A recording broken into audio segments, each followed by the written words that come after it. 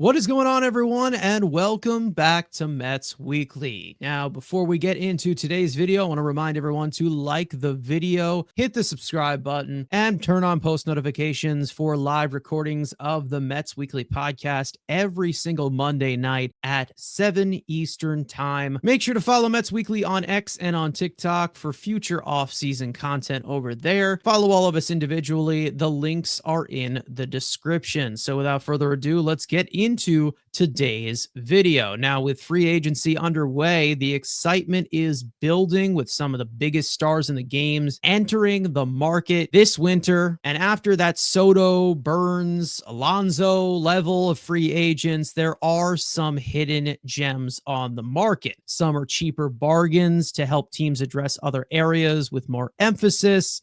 Some are looking to bounce back from down years, and some have a ton of upside going forward, but their services are currently being undervalued on the market. We saw David Stearns last year take this approach of, instead of going for the names and going for the proven, he goes for guys who are either have tools that have had bad years that are a tweak away to getting back to their past success. There's also fill a 26-man roster. You can't always just spend top dollar at every single position.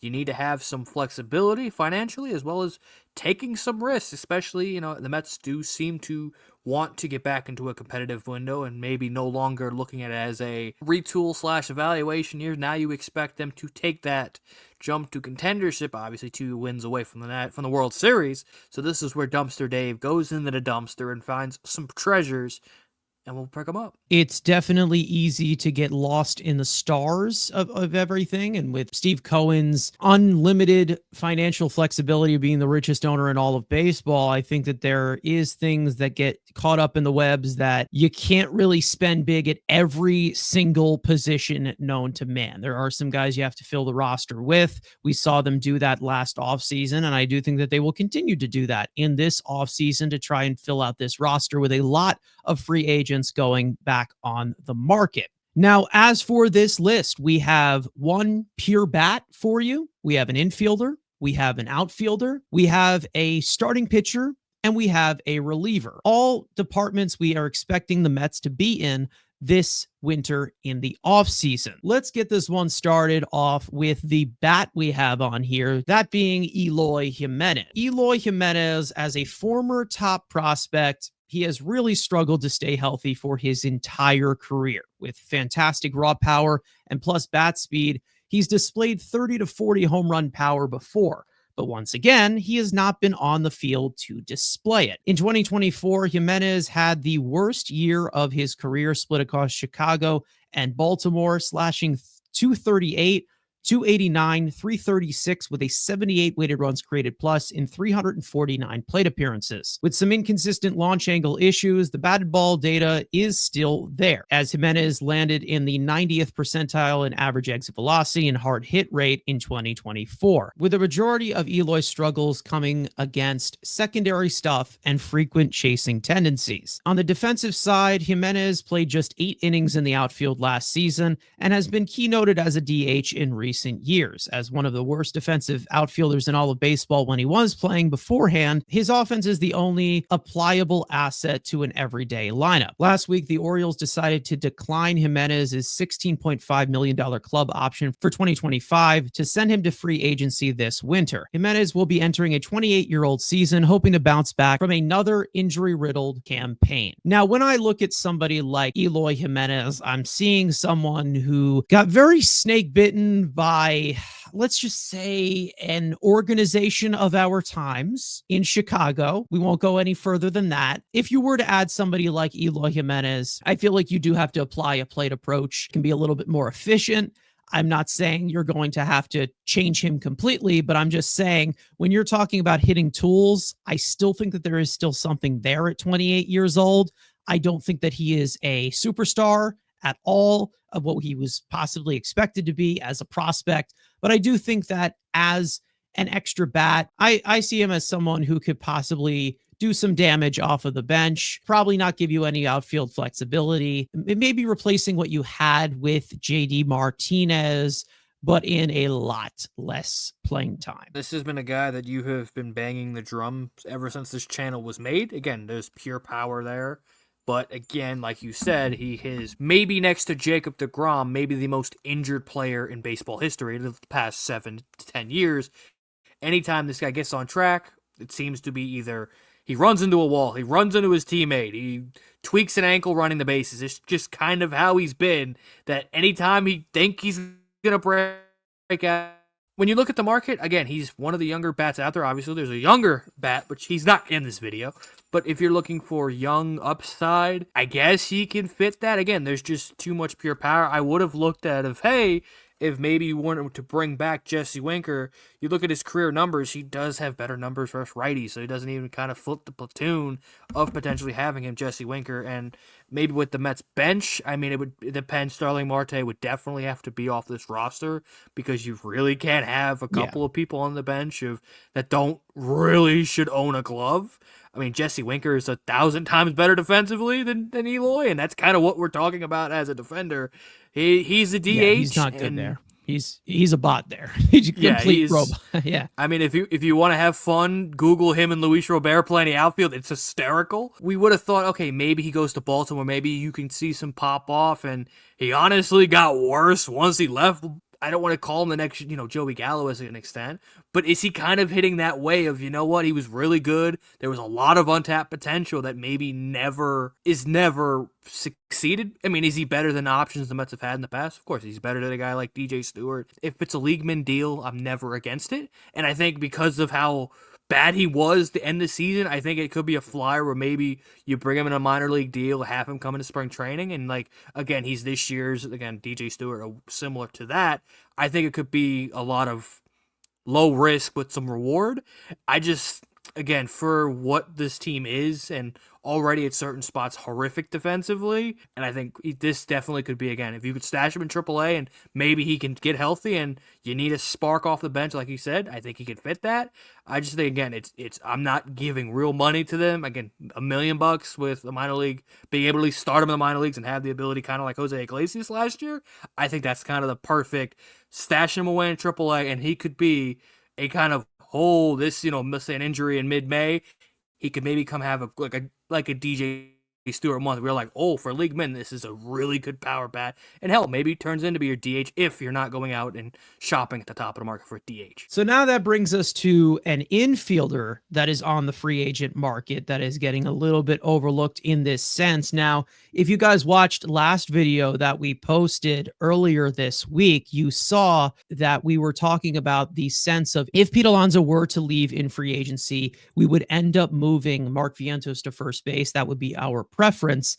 And then I took it a little bit step further, saying that I would just sign a veteran infielder to kind of push some of these prospects and then address the other areas on the roster, such as the outfield, the starting pitching, and the bullpen. When you look at it as veteran infielders, that's where a player like Yoan Moncada comes into the mix. After a complete fall from grace in 2022, Moncada has struggled to stay on the field amid returning to form. Over the last 2 years, Moncada has slashed 262, 311, 422 with a 101 weighted runs created plus across just 402 plate appearances. With still good pitch selection, Moncada has still shown flashes of a great barrel window, but his erratic ability to lift the ball has really prevented him from hitting for any consistent power over the past few seasons. But as a switch hitter, Moncada continues to post well above average contact rates to consistently put the ball in play as a great situational hitter. As an overall defender,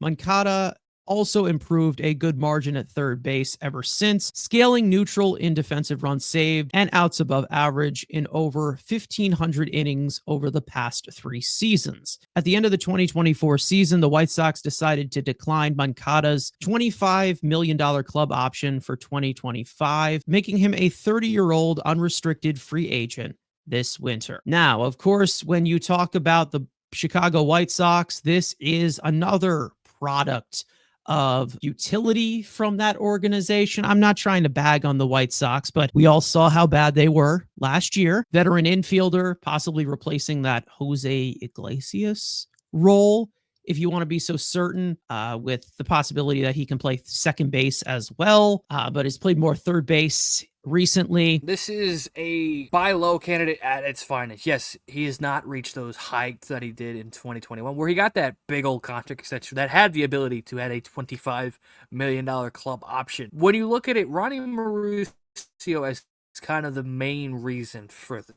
Ronnie has been slow coming off that torn ACL. What kind of Ronnie Mauricio are you getting at third base? I guess he's going to be shifting from second base. But what kind of player? Again, he's coming off a torn ACL. Yoel Moncada is going to be looking for a prove-it one-year deal, especially as a 30-year-old free agent.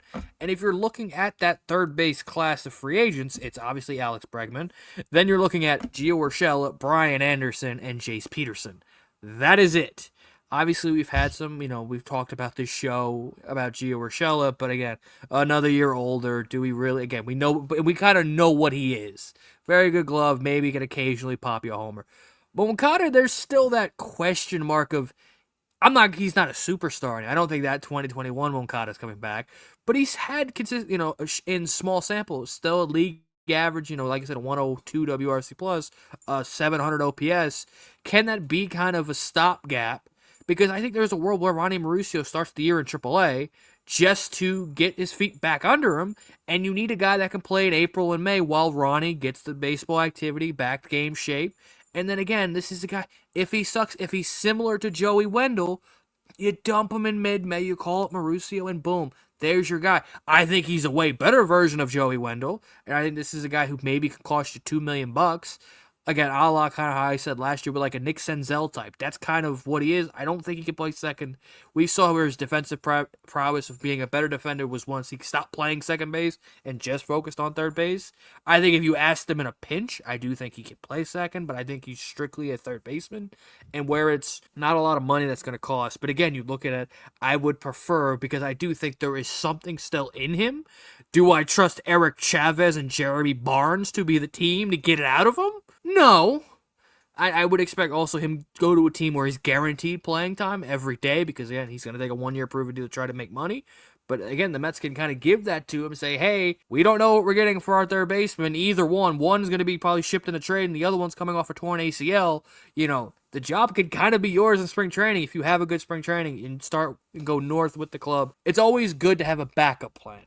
When it becomes, we all expect the kids to play third base. If it's either Ronnie, hits the parameters that we're looking for in this video. If, hey, it gives you a little insurance at third base. If need be, if the gerbil's still here, he can play second base, maybe even a little bit of first base. So it gives you that positional versatility as well as a switch hitting bat, which, again, you bat him 8th or 9th in your lineup. Maybe he pops you 15 to 20 homers at your 8 and 9 spot, adds a little depth, at least power option in your lineup.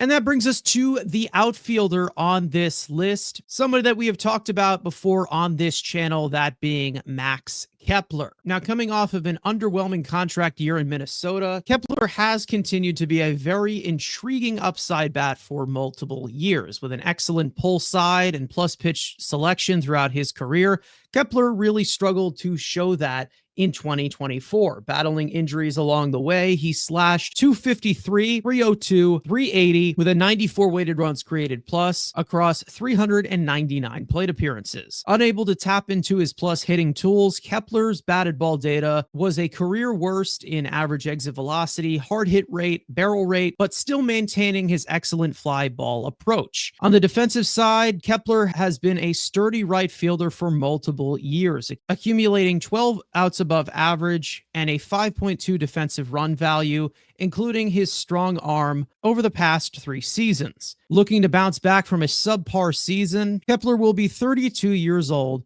in 2025. I feel like I try to shatter as many stat nerd stereotypes on here, of course, with me being the numbers guy. But when I do say that stat nerds like Max Kepler, I really do mean it. I'm not even going to deny it in that sense. Kepler has been a bat that shows really good pitch selection, really good pitch recognition, and does a lot of damage in the strike zone. He's a big pull hitter. We have seen that in flashes in Minnesota from him, but we've also seen a lot of injuries recently.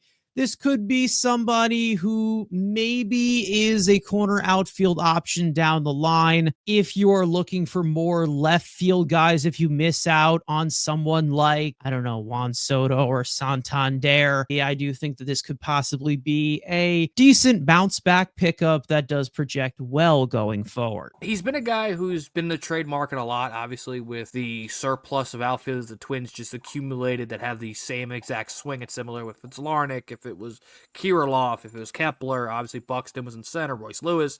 They've always had a conglomerate of these kind of left-handed outfielders. And Kepler was kind of the one that, the other team in New York was very interested in. I mean, he does maybe fit that Epler mold. He's a great defender, and having him play in right field, I mean, sure, it's a left-handed bat, which we said the Mets desperately need to add some left-handed bats.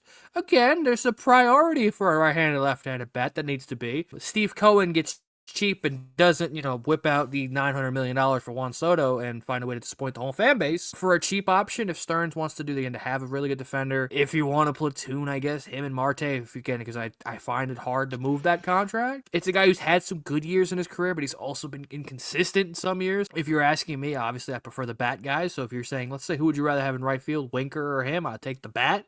But again, this does kind of smell like a Stearnsian guy, good defender, good arm, and again, if he's hitting 8th or 9th in your lineup, sure. Again, it's the top of my list, no, but it's intriguing, and nerds are gonna love him. But again, it's just maybe some more inconsistency that again, if I'm adding to the outfield, I already have enough inconsistent outfielders with Starling Marte.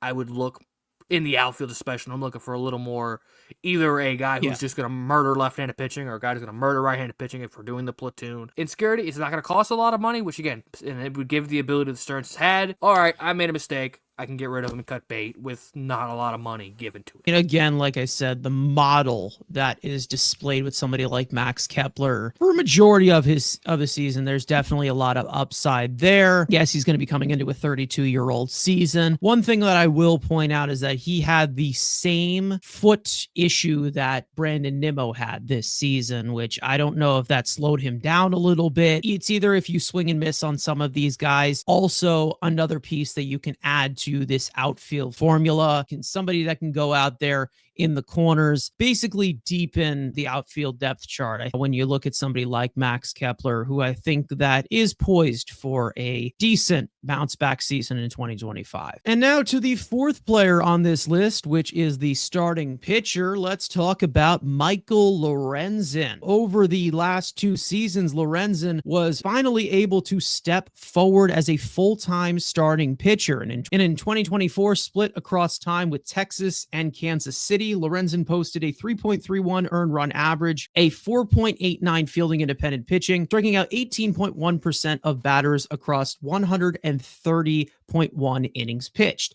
Although his swing and miss stuff has regressed over the past few years, Lorenzen has deepened his arsenal to contact manage and go deeper into games. From a higher arm angle, Lorenzen harbors a four-seam fastball that sits 93 to 94 and tops 96 miles an hour with over 16 inches of induced vertical break, a mid-90s heavy glove side running sinker, a mid-80s changeup with a lot of horizontal movement, a low 90s cutter, a gyro action slider with RPMs over 2,600, a high spin arm side curveball, and a late breaking sweeper. Although his command and overall pitch shape has improved, did struggle to throw strikes at times in 2024, walking 11.2% of batters, which was his career worst walk rate by a margin. Doing a solid job at suppressing the long ball, Lorenzen did have reverse splits in 2024. Right-handed hitters slashed 272, 347, 465 against him, and launched 11 of the 17 home runs surrendered by Lorenzen last year. In late August, Lorenzen did miss a month with a hamstring strain, but did return in late September to make a few bullpen appearances to end 2024. After a solid campaign, Lorenzen is testing the free agent market for the second year in a row, going into a 32-year-old season. Now, Michael Lorenzen is someone who is on the very deep starting pitching market out there in free agency this winter. And we're talking about underrated signings. We know that the Mets will have to bring in a lot of arms, whether it is through trade, whether it is through free agency. As for somebody like Michael Lorenzen, someone who can give you innings, someone who can contact manage. But to me, I would say that this is the type of arm I personally would target to replace what you got from Jose Quintana the last 2 years. I mean, obviously, we saw the breakout that was David Peterson, taking a step in the major leagues, potentially being a middle rotation arm compared to the back end. So now, if you think maybe you have Senga, you have Peterson, you want to add 2 more upper tier arms to say, feel confident in, this could be a perfect 5 that maybe once you, again, if you're back in the postseason, is a great arm who's had the ability that could swing into the bullpen and be a legit swingman. We saw the Phillies do it a couple years ago on their World Series run. He's a perfect type of guy. 6-pitch mix, which is always great to have more weapons than not. Yes, is he going to blow you away? No. He's going to keep the ball on the ground, get outs, and that's completely fine. The last couple of years, he's had at least 130 innings. And this is a big thing David Stearns has said all media, every time he's had a mic when talk comes pitching. He doesn't say stuff. He doesn't say, well, we're looking. He says the first 2 things are innings and starts. That's been what he needs to replace in this starting rotation.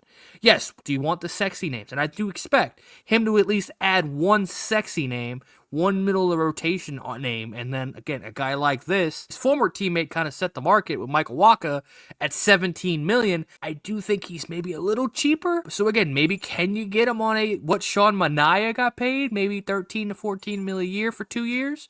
Maybe with a team instead of a player option, maybe it's a team option. And if you want to have, the youth come in, which is an obvious pitching prospect we would love to see in the 5, it would also give him a little bit of hey, season a little bit more. Worst case, if there is no 6-man rotation, Lorenzen can be my 5, can give me 6 innings a night, quality starts, and I'm not going to lose my hair. Maybe a Brandon Sproat or a Hayden Blade can come up here and maybe make an impact.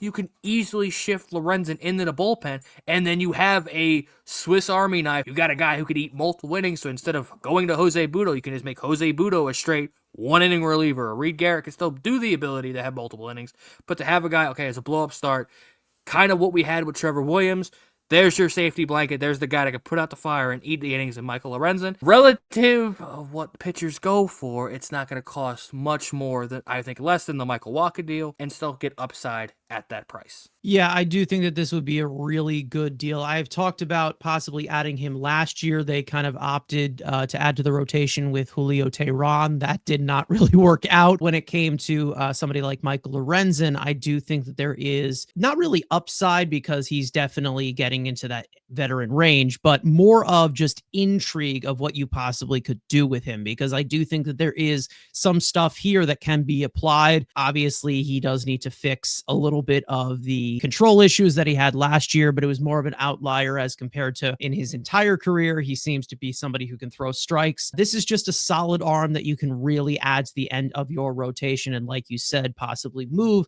to the bullpen.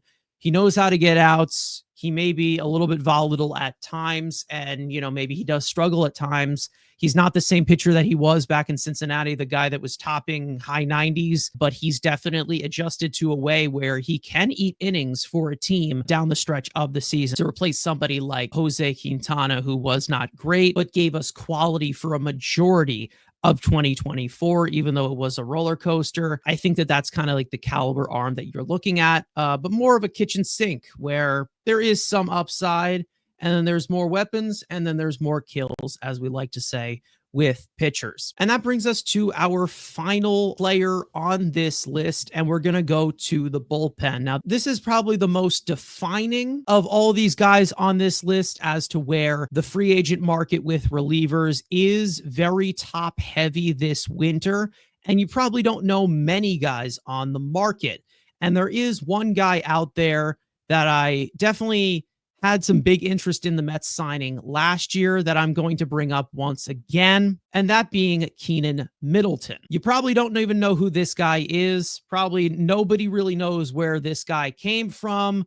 I know that Andrew does because he is a Cardinals spectator during the year as well. After a solid 2023 season, Middleton signed with the Cardinals last offseason, but ended up missing the entire year due to a right forearm flexor strain. In his last healthy season, Middleton posted a 3.38 earned run average, a 4.20 fielding independent pitching, striking out 30.2% of batters across 50.2 innings pitched, split with the White Sox and the Yankees. With great swing and miss stuff, Middleton took a step forward years ago with his command, being able to manage contact and inducing ground balls at a 56.6% rate with career best quality of contact metrics, and also excelling at pitching to both right-handed hitters and left-handed hitters. As a three-pitch right-hander from a lower arm angle, Middleton prioritizes a side-spinning changeup in the high 80s with over 14 inches of horizontal break, a mid-80s heavy spin cutting slider, and a rising four-seam fastball that sits 95 to 96 and tops 98 with over 17 inches of induced vertical break. Entering a very top-heavy reliever market, Middleton will be entering a 31-year-old season, hoping to stay on the field in 2025 and pick up where he left off. Now, we all know that you can find hidden gems anywhere with bullpen arms. And I feel like there's a lot of underrated guys that get signed and they figure it out and have a phenomenal year for you. This is one of those guys that I feel like is going to take a prove it deal because of his health, but he also does have the upside of giving you great stuff out of the bullpen. I do think that in middle relief, the Mets definitely lacked a lot of that down the stretch of the season. They only really had a few reliable arms, but when it comes to somebody like Kenyon Middleton, the structure is there, but they're going to have to tap into it, and they're also going to have to be a little cautious with his health as well. This is definitely an upside arm that I 100% would take in this bullpen. And I do think that this is something that Stearns would also look at as well. It seemed like he was doing rehab the whole year. Like, it would be, I'd see him in May. Oh, he's doing rehab. Oh, cool. Ian Middleton's here. I genuinely probably went to 12 games in Springfield, and he at least started in rehab assignment at least 6 times.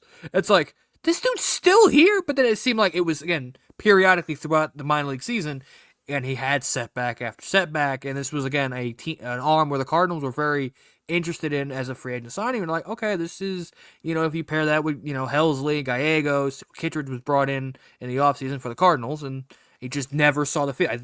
He didn't pitch again. He pitched in spring training, and that was the only time most Cardinal fans saw him was in spring training. And then obviously, if you were in Springfield, Missouri, you watch him in Double-A.